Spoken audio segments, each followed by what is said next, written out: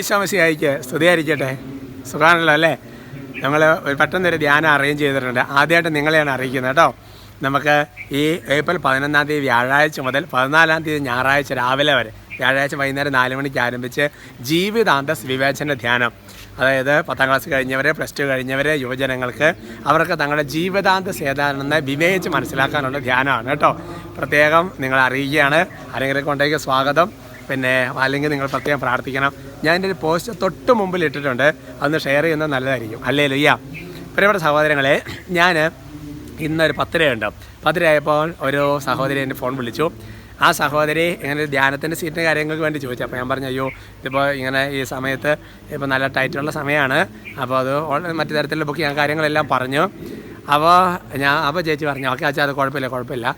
എന്നിട്ട് ഈ സഹോദരി ഒരു കാര്യം പറഞ്ഞു, അച്ഛനെ ഈ ടോക്കൊക്കെ കൊടുത്തതിന് ശേഷം ഒരു ആശീർവാദം കൊടുക്കുന്നില്ലേ, അത് വലിയൊരു അനുഗ്രഹമാണ് എന്ന സഹോദരി പറഞ്ഞു. അപ്പോൾ ഞാൻ അവർക്ക് ഓരോ മനുഷ്യരുടെ നന്മയെ സീറ്റ് ചോദിച്ചു. അപ്പോൾ ഞാൻ പറഞ്ഞു അതിപ്പോൾ ഇല്ലയെന്ന് പറഞ്ഞ് പിന്നെ ബുക്ക് ചെയ്യണമെന്ന് പറഞ്ഞു. പക്ഷേ എന്നാലും അതിനകത്ത് യാതൊരു വിഷമം ഭാവിച്ചില്ല. അപ്പോൾ ഞാൻ ആ ചേച്ചിയുടെ നന്മയെ ഓർത്തു. എന്നിട്ട് ചേച്ചി പറഞ്ഞത്, അച്ഛൻ ആശീർവാദം വലിയൊരു അനുഗ്രഹമാണെന്ന് പറഞ്ഞു. ഞാൻ ഓർക്കാണ് എൻ്റെ പ്രിയപ്പെട്ട സഹോദരങ്ങളെ, കർത്താവ് നൽകുന്ന ഒരു ആശീർവാദത്തെ എത്രമാത്രമാണ്. അപ്പോൾ എനിക്ക് തോന്നി ഇന്ന് വൈകുന്നേരം അതിനെക്കുറിച്ച് പറയണമെന്ന്.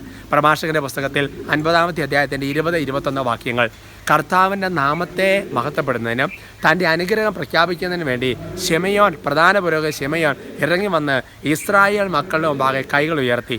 21-ാമത്തെ വാക്യം, അത്യുന്നതൻ്റെ ആശീർവാദം സ്വീകരിക്കാൻ ജനം വീണ്ടും കുമ്പിട്ടു. അതായത് കർത്താവിൻ്റെ നാമത്തെ മഹത്വപ്പെടുത്താനും കർത്താവിന് അനുഗ്രഹം പ്രഖ്യാപിക്കാനും വേണ്ടി പുരോഹിതനായ ശിമയോൻ ഇറങ്ങി വന്നിട്ട്, അപ്പോൾ ഞാൻ നിങ്ങളെ അനുഗ്രഹിക്കാൻ കൈ ഉയർന്നില്ലേ, ഇതുപോലെ കരങ്ങൾ ഉയർത്തി. അപ്പോൾ ജനം ഇങ്ങനെ കുമ്പിട്ട്. അപ്പോൾ ഞാൻ ഇപ്പോൾ കൈ ഉയർത്തുമ്പോൾ നിങ്ങൾ ചില കുമ്പിട്ടാണ് ആശീർവാദം സ്വീകരിക്കുന്നത് ഞാൻ വിശ്വസിക്കാം.